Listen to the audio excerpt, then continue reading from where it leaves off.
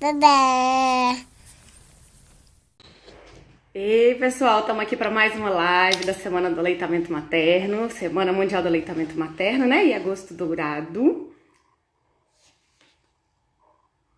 Vamos aguardar a Lira, nossa maravilhosa convidada. Vou fixar aqui o tema, tá?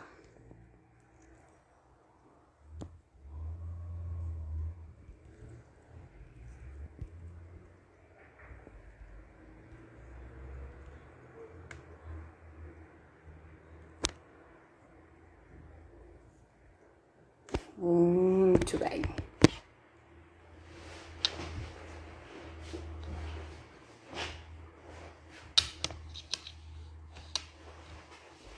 Vocês estão me ouvindo bem? Tá tudo beleza? O áudio, o vídeo?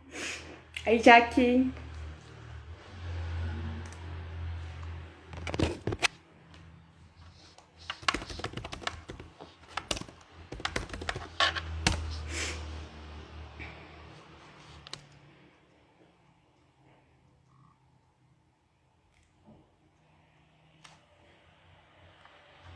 Quantas carinhas conhecidas, lindas. Obrigada, gente, pela presença.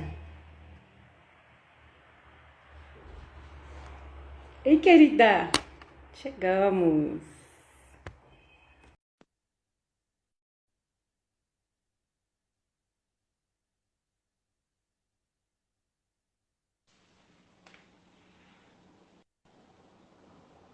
Oi, Oi, Vivi! tá me Tudo ouvindo bem? bem? Estou. Você está me ouvindo Beleza. bem? Sim, senhora. Maravilha!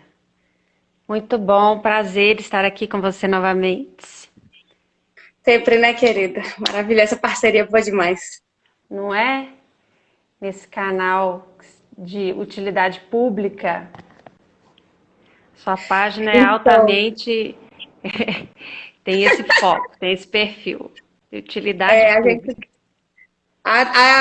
teve uma mãe que definiu para mim muito bem, a Nayara, ela é fono, e ela trabalha com saúde pública, então eu acho que daí que veio a ideia que ela teve, né, de me falar isso. Ela falou assim, eu acho legal porque você nos capacita enquanto mães. Então eu nunca tinha pensado por esse prisma, né, e realmente Sim, é a ideia aqui né, do nosso Instagram, do meu Instagram, e principalmente a ideia dessas lives, né, de quarta-feira, assim, tentar realmente fazer alguma diferença na vida dessas famílias. Então, tá sendo um prazer sempre estar é aqui com isso tantas aí. pessoas capacitadas, né?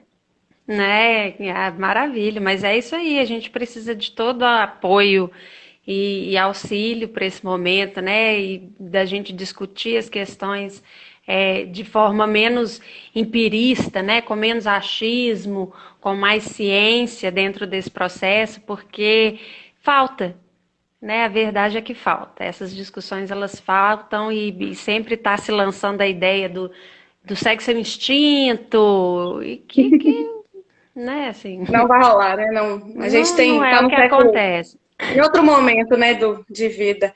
Gente, a gente não se apresentou. Lira, se apresenta aqui para o nosso público.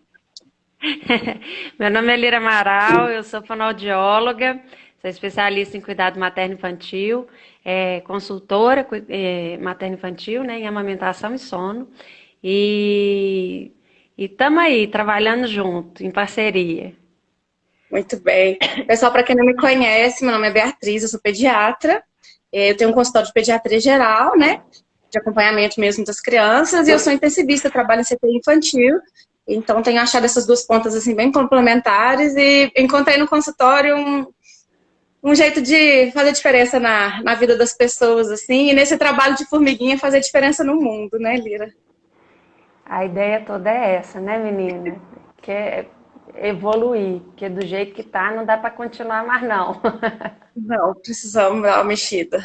Acho que nós estamos num caminho, assim, pelo menos hoje a gente está discutindo as coisas, né? Isso já Sem sombra de dúvida. é uma Verdade. possibilidade. E eu Muito achei bem. muito legal assim a gente pensar nessa ideia dessa live, porque né, nesse agosto dourado eu acho que nada mais pertinente do que conversar a amamentação, discutir a amamentação e discutir o papel do pediatra. Eu acho que é muito importante no sentido do que a gente vai conduzir aqui hoje, né? Que eu acho que é ter um olhar, uma perspectiva propositiva para esse lugar, né?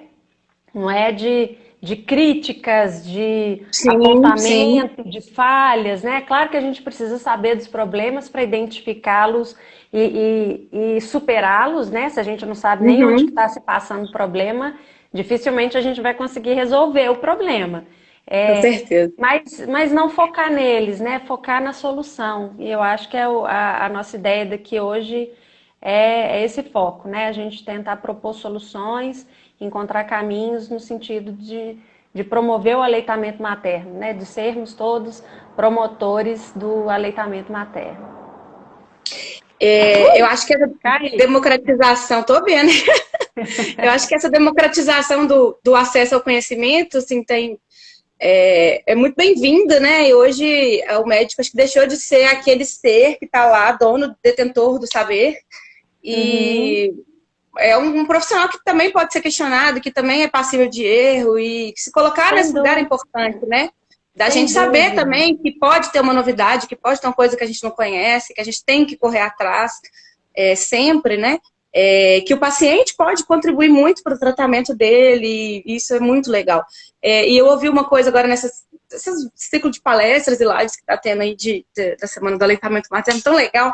Estava falando sobre como a gente precisa de informações para poder fazer escolhas. E é isso que eu queria deixar para vocês, mães, no final de tudo aqui dessa live, que vocês se empoderem com essa informação, né? Que essa informação coloque vocês no lugar de escolha, no lugar de protagonismo dessa vida sua e do bebê. Então, assim, a nossa missão enquanto pediatra é dar para vocês a informação e apoiar vocês na decisão que vocês tomarem. Então, por exemplo, sobre o aleitamento materno, eu acho que tem muitas mães que não conseguiram amamentar, que estão se sentindo assim, massacradas essa semana, com essa quantidade de coisas sobre o aleitamento materno. E às vezes o que faltou para essa mulher foi informação, foi apoio, foi ajuda. Então, mas às vezes tem mulher que tomou uma decisão mesmo de não amamentar, ou teve algum problema que não quis, enfim.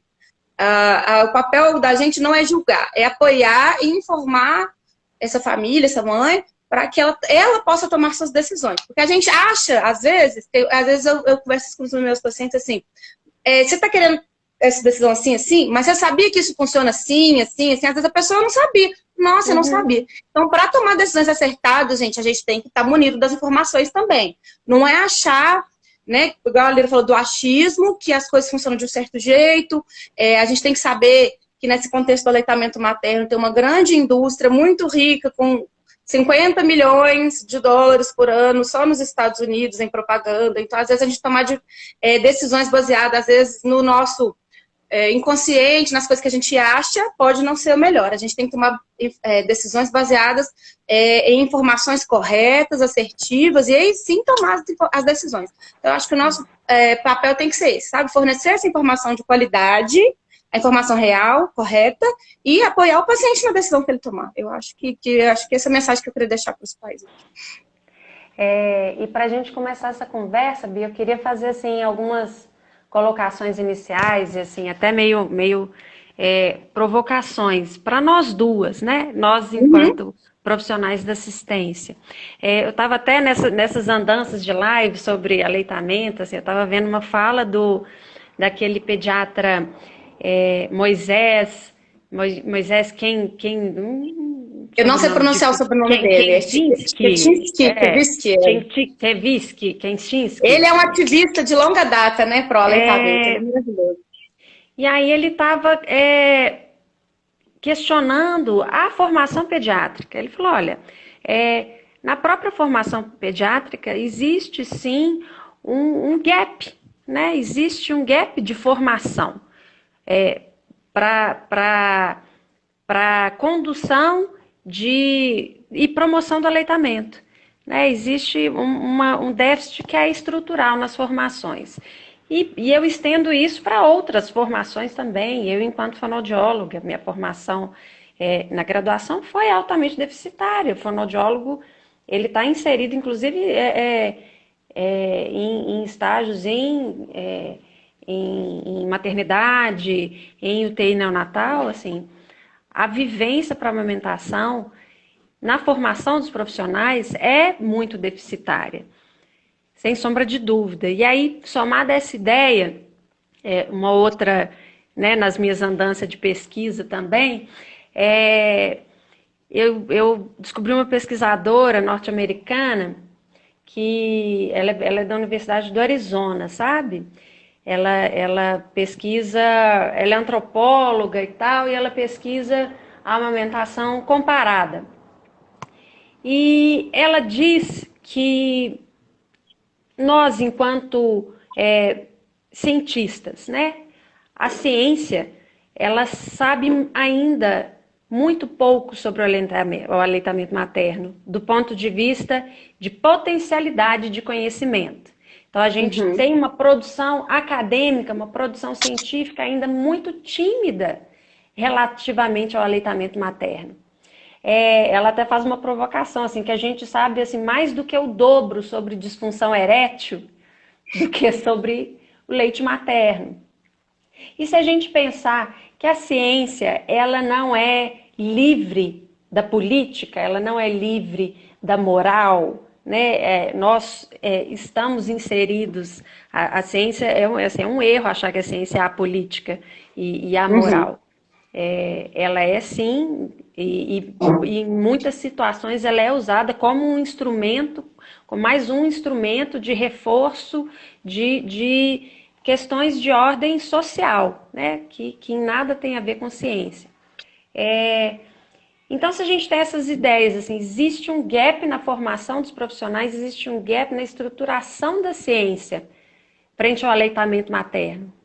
Nós temos, sim, grande responsabilidade sobre isso, né? Enquanto profissionais da assistência. E aqui fica uma provocação, assim, eu acho que falar de aleitamento é um ato político, sem sombra de dúvida, e precisa ser falado, que é um ato político que precisa ser que nós o tomemos para nós, né? Como isso, né? E mais do que um ato político, é político, muito embora não seja partidário, tem que ser suprapartidário, né? Tem que ser ocupar todas as legendas. A gente precisa ocupar a discussão sobre o aleitamento, sobre o cuidado materno em todas as instâncias e trazer isso para a pauta em todas as frentes que a gente puder, sem sombra de dúvida. E é o que a gente está na ideia de trazer aqui hoje, né? E num recorte propositivo, e a gente vai trazer aqui algumas demandas que são mais frequentes, eu acho, na clínica pediátrica, sim, né, Bia? Sim. Eu acho importante, falando disso aí que você está falando do déficit da formação, né, que o Moisés trouxe, a gente não tem uma formação voltada para isso, a gente estuda passageiramente, assim, claro, a gente estuda benefício do aleitamento materno, composição do leite materno, a diferença do leite materno e tal, mas manejo do aleitamento, como ajudar aquela mulher que está tendo dificuldade, isso a gente nunca viu. Pelo menos eu nunca vi isso na graduação, e eu tô para te falar que eu não vi direito na residência de pediatria. Muito uma passando. Né? A gente, pelo menos no HC, a gente tem uma formação muitas vezes de doenças mais raras, complicações mais difíceis, e às vezes talvez peca um pouco nessa parte de puericultura básica, né? E não tem uma coisa mais básica do que aleitamento materno, né? Não tem. Então é muito importante. Gente, eu tô caindo toda hora. Não tem problema não. É muito importante que o pediatra busque, né, se capacite para isso, porque a gente vai ter que correr atrás, já que a gente não teve essa capacitação. Os currículos estão mudando, sabe, Lira? Mas eu acho que... E justamente de fazer essa pressão, né, para que haja uma reestruturação ainda não está do jeito que seria o ideal, mas eu acho que mudou muita coisa de 13 anos para cá, quando eu formei. Já teve umas 2 mudanças curriculares, assim, as coisas estão caminhando devagar, mas estão caminhando. Mas, assim, a importância do pediatra correr atrás disso, assim. Tem cursos, tem pós-graduações, tem tanta coisa, né? Eu, quando fui começar a mexer com consultório, gente, eu sou intensivista. Eu nunca tinha lidado tanto na prática diária com criança saudável. Os meus meninos no CTI não mamam, sabe?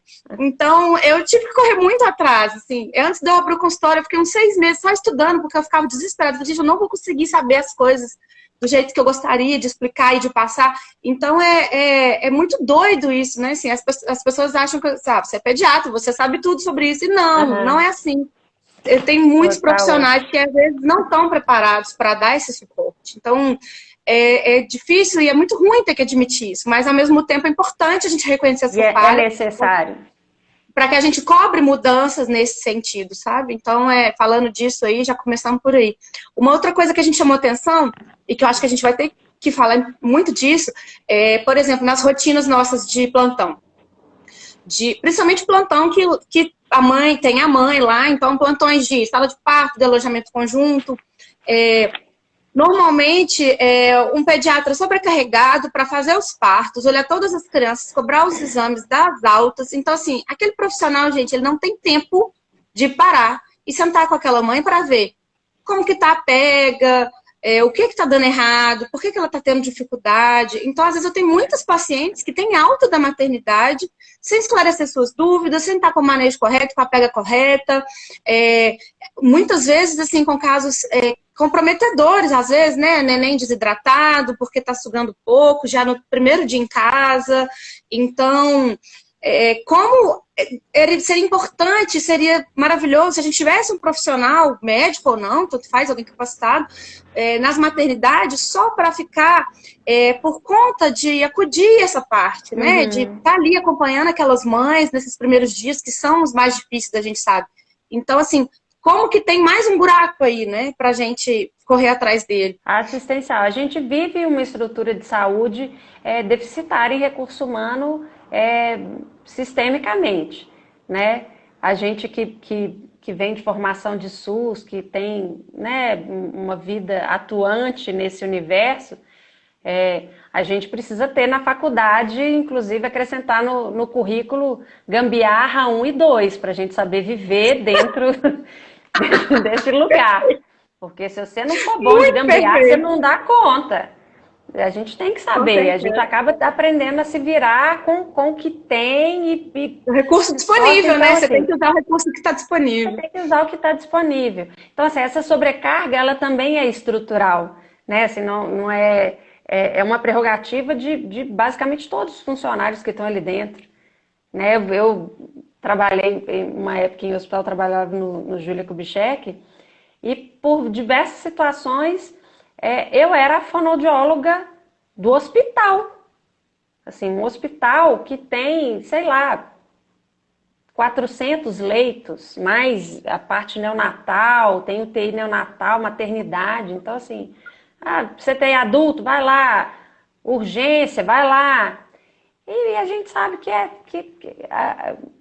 muitas vezes esse profissional está lutando para fazer o que dá conta, assim, deixando de fazer o mínimo, deixando né? de comer, deixando para poder assistir os casos de alguma maneira, né? Eu acho que isso tudo acaba impactando, né, nos nossos índices de aleitamento, que são terríveis. E olha que isso aqui que a tua mãe falou, olha, perfeito. Eu percebo que a primeira orientação do pediatra em geral, quando o bebê chora muito nos primeiros dias, é indicar a fórmula, pois o choro seria fome, como se o colostro não fosse suficiente para alimentar.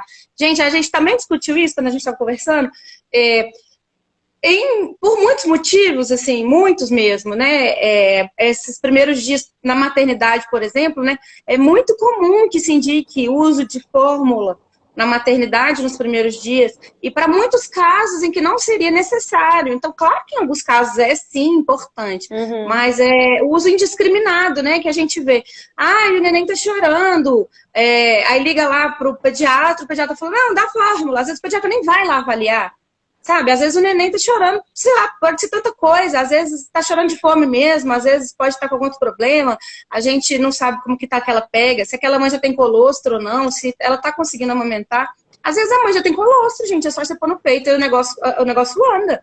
É diferente. Às vezes a gente vai lá testar e realmente, às vezes ainda não desceu o leite, o colostro tá super pouquinho, o neném às vezes é grandão, né, e às vezes vai ser preciso, mas assim, como fazer isso de uma forma mais assertiva, né? Não é socando fórmula em todo mundo, igual a gente vê por aí. E isso é importante que os pais saibam, né, Lira, para que cobrem lá na frente, quando for a vez deles, assim, de estar na maternidade ou no seu próprio pediatra. Eu recebo muito paciente que acaba trocando de profissional, porque fala, nossa, o meu pediatra falou para eu dar fórmula, porque o neném ganhou pouco peso esse mês, mas o neném tá tão bem, eu queria saber uma opinião.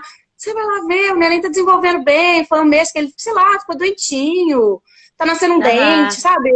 Essa questão da gente estar refém da balança também, eu acho tão aprisionador, né? Assim, como se fosse o único indício de que as coisas estão indo bem. O único indicador, né? De sucesso de amamentação.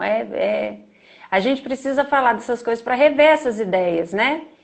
Porque muitas vezes o paciente ele vai até o médico, vai até o profissional, especialmente o especialista, procurando resposta. E é necessário que o paciente confie que aquele profissional vai dar a resposta. Porque se ele não confiar que aquele sujeito é capaz de trazer as respostas, ele nem vai. Ele não vai seguir orientação. Então, esse crédito, ele precisa ser mais bem usado, né? No sentido de fomentar o aleitamento. Eu acho que a gente poderia falar um pouquinho da questão da avaliação da pega. Então, uma boa pega em primeiro lugar, uma pega que não machuca a mãe. Então, às vezes, quando o neném começa a pegar, especialmente se é primeiro filho, nos primeiros dias, acontece sim de pequenas lesões, né? Isso pode acontecer. O nosso epitélio, em regra, não é um epitélio que está preparado para esse volume de É um mamilo que nunca foi demandado, né? É um mamilo que nunca foi demandado dessa maneira, né? E os nossos hábitos sociais, eles não... por exemplo, tomar sol é, sim, um fator protetor para o mamilo, né? Mas não só o que a gente toma, que é durante a gravidez, que é pouquinho, né? Seria uma exposição solar indígena. Então, é um mamilo que, em regra, não está preparado. Então, acontecerem pequenas lesões, sim, acontece, isso é normal, mas grandes lesões, mamilos com grandes fissuras. Então, assim, a dor é um indicativo muito forte de uma pega que não está legal, né? Então, a avaliação dessa pega, como que é o ideal da pega? Lábiozinho evertido, o bebê mamando com o lábiozinho, lábio superior e inferior evertido, os dois para fora no peito, né? O lábiozinho virado, boca grande, entrar no peito com uma boca grandona. Uma embocadura grande para ele não ficar só no mamilo. Então, e essa embocadura envolver também porção da areola. Não ficar só no mamilo. Que é a parte escura da mama, viu, gente? A areola é a parte escura. O mamilo é o bico do peito e a areola é a parte do entorno. Então, assim, a boquinha do neném tem que abraçar também um pedaço da areola, tem que abraçar também um pedaço dessa parte escura, não só o mamilo. Assim a gente ajuda a prevenir traumas mamilares, né? Os machucados no mamilo, que são dos maiores fatores de risco para desmame. Sim, porque a mãe que sente muita dor ali das fissuras, às vezes ela não consegue amamentar mais. Eu falo muito isso com os pacientes, eu falei isso na live de hoje de manhã também. Não deixar o bicho pegar muito para pedir ajuda, né, Lira? Às vezes nos primeiros dias, os primeiros 3, 4 dias, quando às vezes o negócio desanda, porque às vezes a mãe tá com a pega incorreta, ou o neném tem um freio também, né, curto, e por algum motivo, enfim, aquela amamentação tá dolorosa, e vai abrindo fissura, e às vezes a mãe deixa para pedir ajuda de um profissional, do fonoaudiólogo, de uma consultora, do pediatra, quando já tem grandes fissuras, que ela está sentindo dor demais, que aquilo está impedindo o aleitamento. E aí é muito mais difícil, né, gente? Prevenir é muito mais fácil, né, do que remediar. Então, assim, uma vez estabelecido também, não é um impedimento, claro, mas fica mais difícil. Às vezes a gente tem que tirar o aleitamento ali, ordenhado, o leite ordenhado para o neném, para que temporariamente para aquele mamilo se recupere. Então é muito mais difícil. Então isso que a Lira falou é importantíssimo. Se aquela mulher está sentindo dor ali nos primeiros dias, acende uma luzinha vermelha. Peraí, será que tá certa a pega? Não, a pega tá legal. Então, será que tem algum outro problema? O que tá acontecendo que isso tá doendo? Amamentar não deve ser doloroso. E isso foi uma das perguntas que deixaram na caixa de mensagem. O que as mães relatam, porque eu nunca amamentei, Lira pode me ajudar, é que tem uma fisgadinha no início ali do leite começar a sair. E só, né? Se nos primeiros dias, assim, até aquele mamilo também dá uma cascorada, às vezes uma ardênciazinha e tal, mas se tiver doendo, com um processo ruim, doloroso, tem que ver o que está acontecendo ali de errado que a chance de dar ruim ali é muito grande. Então, primeira coisa, não espere muito tá coisa adiantada, algum processo, né, adiantado ali para poder chamar ajuda, sabe, gente? O que eu falo muito com as minhas mães do consultório. Peça ajuda, chame precoce, qualquer dificuldade que você tiver, e, né, já não espere a primeira consulta com o pediatra, que deve ser na primeira semana de vida, viu, gente? A consulta com o pediatra não é com um mês. Às vezes chega os meninos lá com um mês no consultório. Eu falo, gente, como assim nunca veio? Meu pai. Né? Porque as pessoas não têm informação. Então, vamos lutar para que essa informação seja disseminada. É muito importante que a criança seja vista até o 5º dia de vida, para a gente prevenir esses problemas aí com o aleitamento materno, avaliar a icterícia mais grave e outros problemas, né? Então, mas mesmo assim, às vezes, o 5º dia de vida que o menino vai lá no pediatra já está tarde, já está com lesão. Então, se não deixe... né, o processo está adiantado, de fissura, de dor e tudo, para poder... chamar alguém especializado para te ajudar. Se você não tem condição de pagar uma consultora, porque eu acho que é maravilhoso, mas ainda não é uma realidade para a população toda. Não é uma realidade, vai no banco de leite, gente. Os bancos de leite são abertos ao público. Infelizmente, com a pandemia agora, eles estão trabalhando com agendamento, não é mais porta aberta, livre demanda, igual sempre foi. Mas, assim, os bancos de leite das maternidades, principalmente as públicas, né, tem profissionais, assim, super solícitos ali para te ajudar naquela pega. Se precisar ser feito, né, igual a mãe que me perguntou do leite de vaca, se precisar ser dado. Se por um acaso precisar mesmo, porque tem casos que precisa ser complementado nos primeiros dias, até as coisas se ajeitarem. Até estabilizar, sim. Né? Às vezes precisa sim. Então, o que eu estava criticando não é o uso, não. É o uso indiscriminado, sem avaliação adequada e de forma inadequada. Então, se for precisar usar aquele leite artificial ali nos primeiros dias, tem que ser feito de uma maneira que evite o desmame, que evite que o bebê vai largar aquela mama mais rápido. Então, os bancos de leite também podem ajudar nesse sentido. Então, assim, não passar os apertos sozinhos, né, gente? E lembrar que toda maternidade ela é porta aberta dentro dos 30 primeiros dias. Então, onde você pariu, volte lá. Em regra, as maternidades têm alguém, tem um serviço de urgência para esses casos, para os casos de dificuldade de amamentação. Então, quanto antes, sempre a prevenção é o melhor caminho. Então, se você puder já desde a gestação já começar a preparar esse terreno, é o ideal, padrão ouro.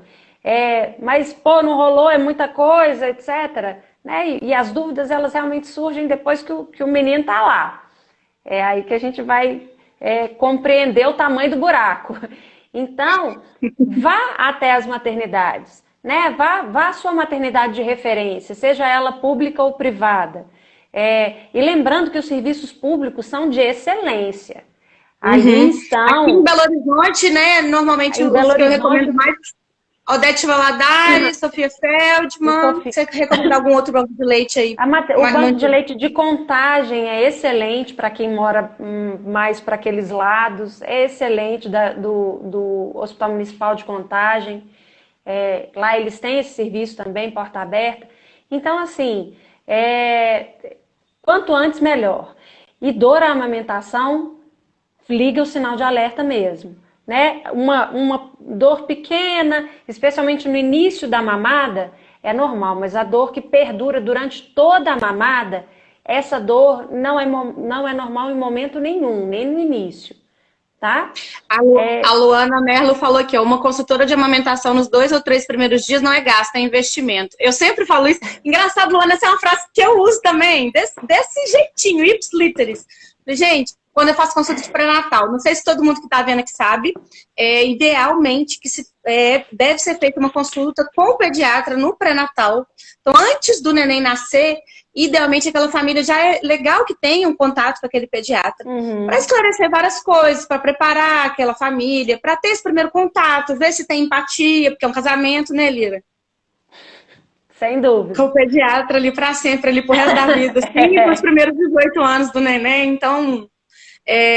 tem que ter uma empatia e um alinhamento mesmo, do ponto de vista, né?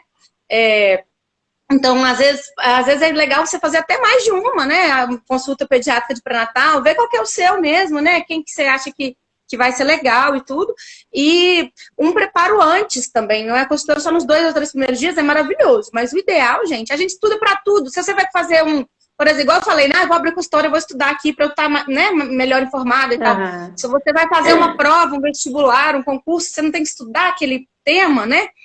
Se você vai começar a trabalhar num lugar, numa outra função que você nunca fez, você tem que procurar saber. Então, aquela função de pai e de mãe, se para você é nova, ou se você pretende fazer diferente do anterior, você tem que também se informar e se capacitar. E não cair, é porque a gente vive um mito de uma maternidade romantizada, né, instintiva. Assim, pelo amor de Deus, não cai nesse mito, não. Né, que isso é pegadinha. De que vai nascer e vai pôr no peito e que vai rolar, né? E que a coisa vai acontecer, que você vai saber decifrar todos os choros, que você vai saber acudir todas as angústias. Isso não existe, não existe. Maternagem e paternagem é aprendizado. E se a gente pensa, né, Bia, até com relação à consultoria e amamentação, assim, um mês que você vai gastar de fórmula, você já pagou a consultoria. É uma matemática muito simples. Claro, puxando sardinha para o meu lado, mas não necessariamente. Existem bancos, serviços... Sim, é o que a gente disse, né? Tem outros modos de recorrer aí para tentar resolver. Então, assim, o que eu peço a vocês, né, que são pais e mães aí, ou que estão gestantes, ou que conhecem gestantes, que se preparem antes, né? Assim, procurem ler a respeito. Às vezes chega... nossa, é super comum, chega alguém lá para minha consulta pediátrica de pré-natal, 32 semanas, 34 semanas. O que você já leu a respeito e tal de aleitamento materno? Nada. Então, assim, é difícil, né, gente, em mais 2, 3 semanas ou numa consulta de 30 minutos que eu consigo te ajudar a saber tudo que você vai precisar. Eu tento acudir o que é mais urgente, né? Mas, assim, é muito importante que as pessoas entendam a necessidade desse preparo. Então, para se preparar para ser pai, mãe e cuidador de alguém. Então, assim, esse preparo prévio e ajuda nos primeiros dias. Seja uma consultora, seja um banco de leite, seja com seu pediatra, ou com alguém mais experiente, né, que, enfim, alguma ajuda, né? É importante que peça. Então, a Luana colocou aqui muito bem aqui. Eu também não acho que é gasto, não, é investimento. E essa comparação que você fez é ótima. É mesmo. A matemática é muito simples. A matemática é simples. Outra coisa que eu acho que é importante a gente oferecer de dados é essa questão das eliminações presentes, né? Fazer xixi, fazer cocô. Dentro dos 30 primeiros dias, esse é o nosso principal termômetro do sucesso da amamentação, de como essa amamentação está indo. Então, muito especialmente dentro dos 30 primeiros dias, porque é o período que a gente considera de adaptação e de aprendizado da amamentação, tanto para o neném quanto para a mãe, né? Então, mãe aqui quanto para a dona do peito, né, que amamenta. E aí é importante a gente lembrar que a gente espera, sim, um aumento no número de cocôs, muito especialmente, que eu acho que é o termômetro mais fidedigno, assim, mais claro. Cocô a gente não confunde. Às vezes o xixi fica, será que foi? Será que não foi? Cocô é mais claro. Então, assim, dentro dos 30 primeiros dias, especialmente a partir da primeira semana, assim, são várias trocas de fralda com cocô por dia. Então, assim, a gente espera aí no primeiro dia um cocô, né? No segundo dia mais ou menos 1 a 2, no terceiro dia 2 a 3, até o 7º dia que esse número vai crescendo, né? Quando a gente está aí tudo afinadinho na amamentação, a gente espera sim um número crescente de cocôs, de eliminações, porque a gente espera que o leite já tenha descido, a gente espera que a criança já consiga estar fazendo essa extração. Então, assim, muito especialmente dentro da primeira semana, dentro das 2 primeiras semanas, assim, a ausência de cocô é um indicativo forte de que tem alguma coisa que precisa ser revista, ser reavaliada nessa amamentação. Né, um indicativo forte, essa coisa de que às vezes o povo fala, esses dias eu estava ouvindo até da minha concunhada que a família dela já aconteceu, dá mamão para esse menino, ele está constipado, né, e deu. Senhor. E deu. numa circunstância ainda de processo de adaptação de amamentação, quando a coisa ainda não estava afinada e era porque não estava entrando, não saiu porque não entrou o Não suficiente estava amamentando o para sair. suficiente ainda. Então eu acho que essa história do cocô é muito importante a gente dizer, porque muitas vezes a gente vê orientações divergentes, né, dentro da própria clínica Sabe o que que pediátrica. eu acho que acontece também? A gente lê no livro lá de pediatria. A criança que amamenta no peito pode ter até 10 dias sem evacuar. Isso é para uma amamentação bem estabelecida, o menino mais velho, o menino maior de 1 mês principalmente. Depois dos Que às 30 vezes primeiros dias, ok, isso é válido. Mas então, dentro dos assim, 30 pode primeiros mesmo, né? dias, Tem criança que tem sim. mesmo, ficar vários dias sem evacuar. Isso não quer dizer que é doença, não quer dizer que é problema. Às vezes o neném pode ter até um pouquinho de dificuldade, ter que fazer um esforço, mas nos primeiros dias, gente, nos primeiros 15 dias ou 30 dias ali, mas eu acho que a gente tem que ficar de olho assim, nesses primeiros 15 dias, que eu acho que na parte de termômetro aí, né? A gente tem que estar mais O atento. mais crítico Não é esperado que isso aconteça, então a gente tem que saber o que esperar. Mas eu acho que quando a gente lê isso lá no livro, né? Que é o que a gente está falando do gap da formação. Ninguém explica Uhum. isso pra gente, Lira. Não Aham. explica, tá? No Não livro tá explica escrito mesmo, assim. não explica. E o seu Não professor tem te como fala assim: saber, né, Bia? o neném que mama no peito pode ficar até 10 dias sem amamentar. Ok, foi isso que eu aprendi, tá bom. Mas aí Uhum. quando você vai estudar a fisiologia do negócio, não é bem assim, é mais ou menos assim. Depois de um tempo é Uhum. assim. Então, mais Uhum. uma importância do preparo, né? Do embasamento ali do que você está fazendo e desse gap que a gente tem de formação, sim. Então é importante que os pais saibam. Os primeiros dias o cocô é mais escuro, um verde muito escuro, quase preto, que a gente chama de mecônio, bem gosmento, grudento, que é o cocô ainda que o neném estava dentro da barriga.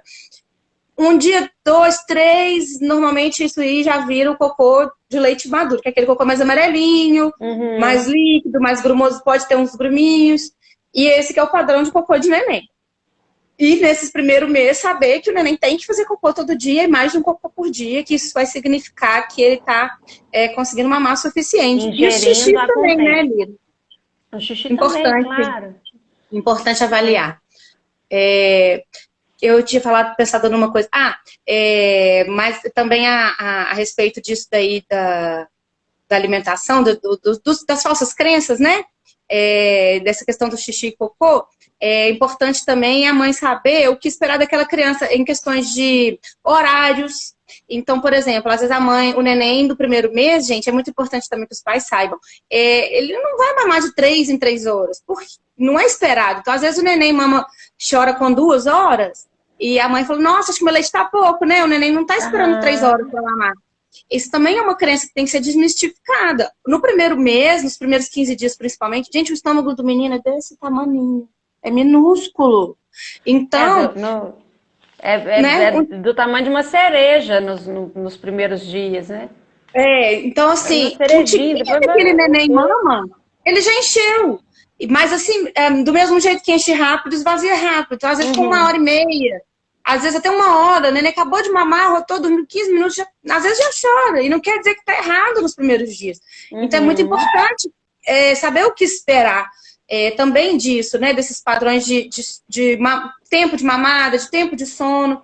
Porque às vezes o neném vai mamar com uma frequência maior nos primeiros dias mesmo, isso é esperado e é ok, né? Para aquela mãe não ficar achando que o leite dela tá pouco, tá fraco. Uhum. Nossa, esse menino tá mamando toda hora, acho que eu vou ter que dar uma mamadeira para ele para ver o que que é.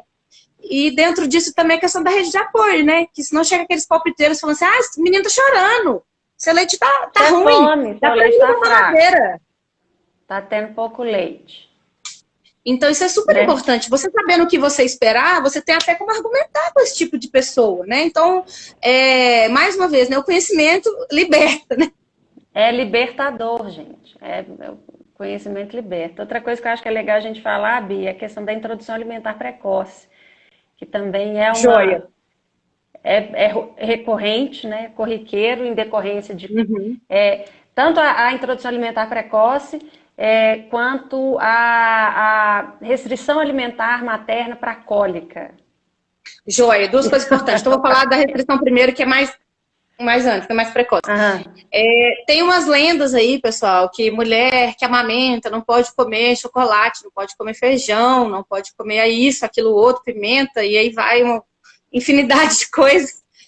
Porque senão aquele neném vai ter cólica, aquele neném vai ter refluxo, aquele neném vai ter alergia. Então vamos por partes. Não existe evidência científica, não existe nenhum estudo que comprove que se retirar determinado alimento da dieta da mãe, aquele neném não vai ter cólica. Tá? Então, a mãe não tem que ser proibida de comer nada, primeira coisa, de maneira preventiva. Se a gente notar que a mãe alimenta determinada coisa e o neném tem algum desconforto, aí ok, a gente pode também reduzir o consumo daquilo, principalmente aqueles alimentos mais fermentativos, né? Então, sim, às vezes o feijão, a gente vê muito assim, repolho, brócolis, umas coisas assim mais ricas em açúcar, e aí vai. Mas, assim, de forma preventiva, não tem orientação de tirar nada. Nem para prevenir cólica, nem refluxo, nem alergia, nada. Leite de vaca da dieta da mãe só deve ser retirada, assim, de maneira intencional. Assim. Às vezes aquela mulher não gosta de leite, não toma leite por algum motivo, mas, assim, aquela mulher que toma leite. Ela própria tem alergia, né? Ela passar a retirar aquele leite da dieta dela apenas se o neném apresentar sintomas de alergia à proteína do leite de vaca. Também não tem estudos, nada que comprove que se a gestante não ingerir leite de vaca, ou se a mãe que amamenta não ingerir leite de vaca, aquele neném vai ter menos APLV, que é a alergia à proteína do leite. Inclusive para crianças com alto risco, né, de famílias alérgicas, com irmãos com alergia à proteína do leite, não adianta, não tem benefício retirar aquela proteína de maneira preventiva. Apenas se o bebê apresentar sintomas de ter alergia. E aí, né, o pediatra vai estar aí para ajudar a definir esses sintomas. Então, não deve ser retirado. Da mesma forma que para o refluxo, às vezes a gente vê muito, né? Eu vou trocar para a fórmula, porque a fórmula tem espessante e aí o neném vai golfar menos. Então, eu vou tirar o peito para pôr a fórmula para o neném golfar menos. É complicado, né? Porque, olha só, o leite materno, ele é mais fácil de digerir. Ele tem um trânsito para o intestino mais rápido. Ele tem uma proteína mais leve, né, uma proteína menos pesada, mais fácil de ser digerida, metabolizada. Então, para o neném que tem refluxo, ele é super levinho. Então, claro, tem neném que golfa muito. E mesmo que mame leite materno, vai golfar muito. Tá, mas aquele neném tá crescendo, desenvolvendo adequadamente, não apresenta sintomas de ser doente, né, ganha peso bem, não apresenta dor para mamar. Mesmo que ele golfe muito, a gente não tem nada para fazer por ele, né? Além de questões posturais, de manter mais em pezinho. Mas trocar aquele leite por um leite espessado só porque aquele neném golfa... de mamada, né? Assim, às vezes... a gente tem algumas coisas no manejo ali para fazer. No manejo dá para fazer, né? A gente tem algumas coisas no manejo para fazer, mas o que eu quis dizer, assim, não tem tratamento medicamentoso, né? Não, sim. E trocar aquele leite por uma fórmula por esse motivo não faz o menor sentido, porque você está tirando todos os benefícios do aleitamento materno só para dar um leite engrossado.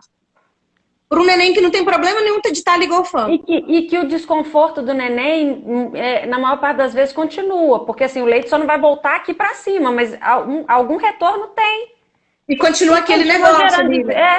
Ao invés de sair tudo, vai ficar aquele troço meio sólido voltando ali um pouquinho.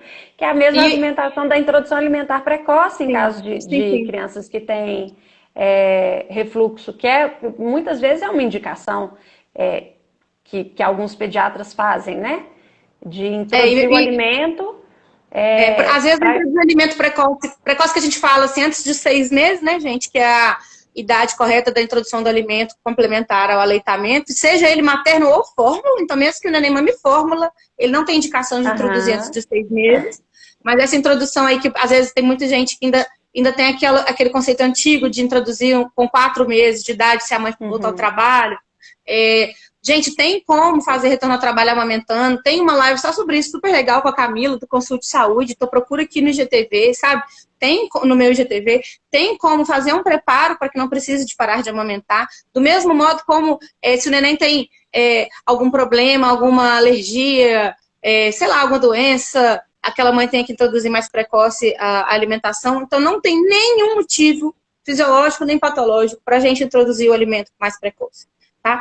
E uma outra coisa que eu queria dizer dentro disso. da mãe que tem neném com alergia à proteína do leite de vaca, que a gente falou sobre isso, eu esqueci de falar, muitas vezes eu falo assim, não, então, ó, você vai ter que parar de amamentar e dar essa fórmula aqui semi-elementar ou elementar, porque o neném tem alergia, e aí ele vai parar de ter sintoma. Sendo que a mãe pode fazer a dieta de restrição à proteína do leite de vaca e amamentar normalmente. Claro, gente, não é fácil, tá? Tirar o leite de vaca da dieta da gente é uma tristeza, porque ele é um troço onipresente. Nunca vi. Na hora que você começa a fazer a dieta que você percebe o tanto que ele é onipresente. O leite não tá só no leite, no queijo e na manteiga, igual vocês pensam. Você vai ver a lista do que não pode, ela é enorme. Mas, gente, as mulheres que estão dispostas a amamentar, elas fazem essa restrição e continuam amamentando. Eu tenho mães com neném com a PLV que já estão com 1 ano, elas continuam amamentando super felizes, o neném nunca toma fórmula. Mais de uma, eu tenho várias. Graças a Deus, mulheres maravilhosas, um beijo pra vocês, lindas.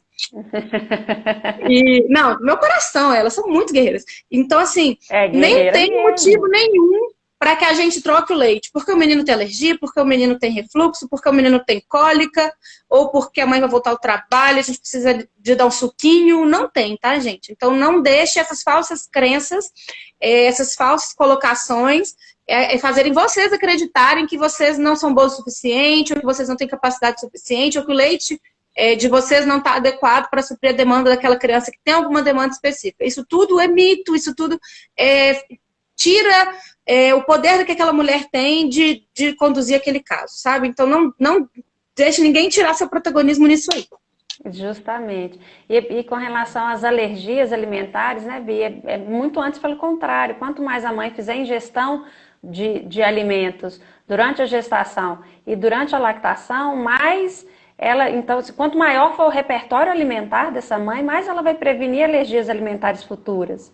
Né? O raciocínio é muito oposto, é muito mais de colocar comida do que de tirar alimentos. E tem um dado porque ela vai estar expondo o neném aquelas proteínas alergênicas, junto com o leite materno, que é um imunomodulador. Então, a gente sabe que o leite materno está associado a menos desenvolvimento de alergia. Então, o neném que mama leite de peito, ele comprovadamente tem menos alergias, tanto alimentares, quanto de pele, quanto asma, rinite, enfim, do que o que toma leite de vaca. Então, você está dando a proteína alergênica junto do imunomodulador que vai fazer ela não dar alergia. Então, é maravilhoso, né? Então, a gente tem que estimular isso daí. Sem dúvida. Tem uma coisa que a gente anotou para falar e a gente não falou ainda, que eu acho que mais ou menos o nosso tempo aqui já está nos 25% do final, que a gente tem que falar, que é da Golden Hour. Lá, os direitos da mãe na maternidade que devem ser exigidos, sabe? E isso aconteceu recente comigo, de eu pegar um neném, já com uns 2 meses, assim, a mãe não estava conseguindo amamentar mais, a neném já usava fórmula, a gente foi conversando e tal, e eu fui preencher a caderneta dela, aquela caderneta do bebê, gente, e lá tem uns dados, umas perguntas, né, e não tinha nada preenchido, eu fui preenchendo com ela. Aí eu falei assim, fez contato pele a pele na primeira hora de vida? Não. Teve amamentação na primeira hora de vida? Não. Eu falei, nossa, mas por quê? Eu falei, porque me falaram que o meu parto era cesárea, que não tinha nada disso, não. Então, assim, como a gente tem que exigir nossos direitos ali, sabe? Então, mais uma coisa sobre a horizontalização do conhecimento e como esse conhecimento é libertador e vocês, tomando posse desse conhecimento, podem exigir, claro que não é para ninguém exigir brigando, né? Exigir de forma elegante tudo que vocês têm direito, sabe? Então, assim, eu falo muito isso no curso, às vezes, de preparo para parto, que eu faço com gestantes. O que é a Golden Hour? Vamos começar por aí. Você vai ter um parto, né? Independente se é parto vaginal, parto na água, parto cesáreo, parto que você quiser. Ele pode ser humanizado. Então, a primeira coisa é aí, sabe? Então, a gente ainda discute muito a questão da violência obstétrica. Tem muitos colegas que não gostam desse termo, porque, né, fala assim, como se o profissional só fosse ruim. Então, a primeira coisa, a mãe tem que ter um profissional ali que... o profissional obstétrico, começando dele, né, que empodere ela também de decisões acerca daquele parto. Eu acho muito importante também a gente não ser xiita do parto normal, né, eu brinco muito com as mães, assim, que vão fazer consulta do pré-natal. O parto é indicação do bebê, é indicação obstétrica. Porque, assim, às vezes a gente critica tanto a questão do marcar a cesárea porque quis, né, e falou, não, quero marcar uma cesárea, não vou nem querer o parto normal. Então, acho que nem tanto ao céu e nem tanto à terra, você não vai querer um parto normal de qualquer jeito. Isso se você está expondo o neném alguns riscos. Então, a indicação é do bebê. Então, a primeira coisa que a gente tem que ter, né, de tranquilidade nisso. Vai ser cesárea, vai ser normal, o que precisar, né? Vai ser um parto normal, se for possível. E na maioria das vezes vai ser. Então, na maioria das vezes é possível que seja normal. Beleza. Se precisar de fazer uma cesárea, por algum motivo que seja realmente justo, indicado, né? E não né? porque Que seja uma causa indicado, né? clínica Porque real. porque também tem indicações, assim, né? Aqueles profissionais mais tendenciosos a fazer o parto cirúrgico, assim, acabam, às vezes, criando situações ou motivos N que não são indicações reais, né? Então, também tem que estudar e procurar isso e procurar profissionais que atendam a essas demandas de vocês, de ter decisão de escolha na medida que isso for seguro, tá, gente? Então, não é assim, vou ter um parto normal, qualquer coisa. À medida que ele for seguro, enquanto for seguro para você e para o neném. Então, acho que começa daí a decisão, um profissional que te apoie. Uma vez que o parto ocorreu, a primeira hora, gente, depois que o neném nasce, é a que a gente chama de golden hour, é a hora dourada, né? A hora de ouro. A hora Por de quê? ouro. Porque é importante o contato pele a pele e que o neném seja colocado para mamar nessa primeira hora. Isso aumenta muito, muito, muito a chance de sucesso desse aleitamento. Faz o leite descer mais rápido. Então, por exemplo, na cesárea, né? A Luana também falou aí para trás. Que às vezes o médico que faz cesárea não fala para a mãe que às vezes a pojadura pode demorar mais, ou que deveria esperar o trabalho de parto, pelo menos, para poder contrair o útero mais, para poder o leite descer. Numa cesárea eletiva, né? Que né? O ideal Sim. é que pelo menos aguarde esse entrar em trabalho de parto para que os hormônios do parto, que são também hormônios precursores da amamentação, entrem em ação, né? De alguma maneira. Então, assim, tudo isso é importante você ser orientado da maneira adequada para que seu parto seja um parto que favoreça. Então, essa é uma pergunta que teve na caixa de perguntas também, né? O parto faz diferença na amamentação? Depende. A única coisa que a gente vê, assim, de muito específico é que, às vezes, no parto cesárea, que não teve trabalho de parto, não aguardou o trabalho de parto para fazer a cirurgia, o leite demora um pouco, e normalmente demora um pouco mais a descer. A pojadura, né? O leite descer em quantidade demora um pouco mais a descer. Mas fora isso, o resto tem que ser igual, como se fosse um parto normal, assim, a questão do atendimento do neném no colo da mãe, e não levar o neném para um outro lugar, se o neném nascer bem, obviamente, né? Nascer em condições de não precisar de uma reanimação, uma assistência específica, ele pode ser atendido no colo da mãe, tem direito, aquela mãe, de solicitar o contato pele a pele, vou colocar o neném pelado na mãe pelada aqui, ó, esse contato pele a pele, estimula a produção hormonal ali, de hormônios que vão fazer a descida do leite, que vão fazer o útero contrair mais rápido, e aquela mulher parar de sangrar mais rápido. Sangrar uma hemorragia, né? E vão chama fazer hora dourada não é à amamentação. toa, né, Bia? É maravilhoso. Esse então, nome assim, não é à toa, é porque realmente é uma hora que é determinante tanto para a saúde materna quanto do recém-nascido. do bebê. Então é importante você saber que você tem direito a solicitar essas coisas, sabe? A não ser que tenha alguma coisa limitante, o neném não nasceu bem, a mãe não tá bem, né? Enfim, algumas raras exceções, tem que ser feito, pode ser feito e deve ser feito, tá? A hora de ouro, né? Esse contato pele a pele, essa amamentação na primeira hora, o neném ficar com a mãe, não levar o menino para um outro lugar, para um berçário, sabe? A gente tem que lutar para que isso não exista mais. O dado na amamentação da hora de ouro, Bia, é um troço tão assustador, assim, que a simples prática da hora de ouro reduz a mortalidade materno-infantil em 33%. É muita coisa, né? Eu não sabia dessa coisa, gente. Desse número. É de 33%. É um troço gigantesco. E muito por causa da amamentação também, pensando na criança. E mais do que isso, assim, o colo da mãe faz regulação térmica, regulação de batimento cardíaco, tudo que normalmente até os pacientes que nascem com alguma complicação clínica, você leva para a incubadora para fazer, o colo da mãe vai fazer muito melhor.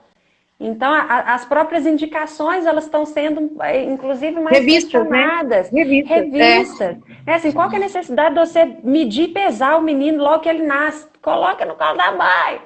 Né? Não tem urgência, o menino vai emagrecer em 1 hora. Não vai encolher a cabeça. Não vai encolher nem vai crescer. Então, não tem relevância nenhuma. E esses protocolos, eles precisam ser revistos, sem sombra de dúvida.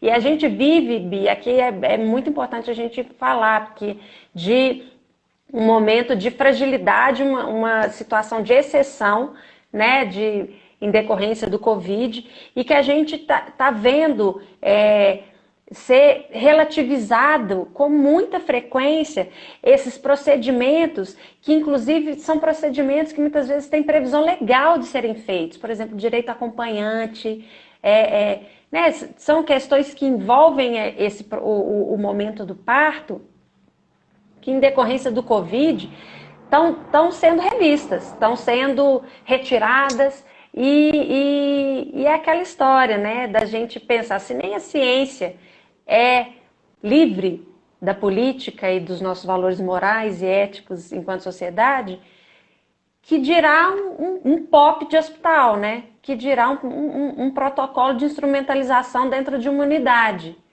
Então, a gente precisa estar sempre atento, sempre vigilante a essas questões, sem sombra de dúvida, porque tudo isso permeia isso que é fundamentalmente do direito da mulher. E direitos das mulheres, aqui, por mais que a gente que tenha gente que discorde, é um evento inegável. Mulheres são minorias, né? Faz parte de uma população minoritária, não, obviamente no sentido numérico, mas no sentido de acesso a direitos. Não, desculpa, no sentido de acesso, eu entendi. E no quanto essa mulher já é oprimida, né, Lira? O quanto ela já é discriminada pelo patrão por estar gestante, o quanto essa mulher é mais demitida depois que termina a estabilidade dela, o quanto essa mulher tem aí assediada, aí atrás, o tanto que ela sabe, não tem legislação que protege, quanto o aleitamento, o quanto a rede de apoio, às vezes, pode ser uma rede de agouro, igual você falou, né?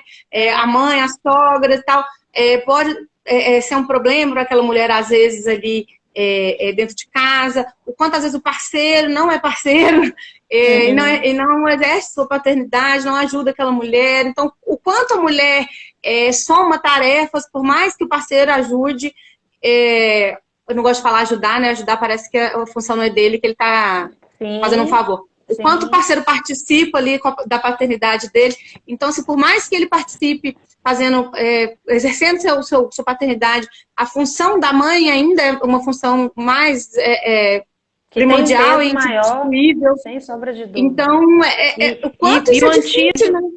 E o antídoto para isso tudo é informação, né? Com certeza, o antídoto para todos esses males.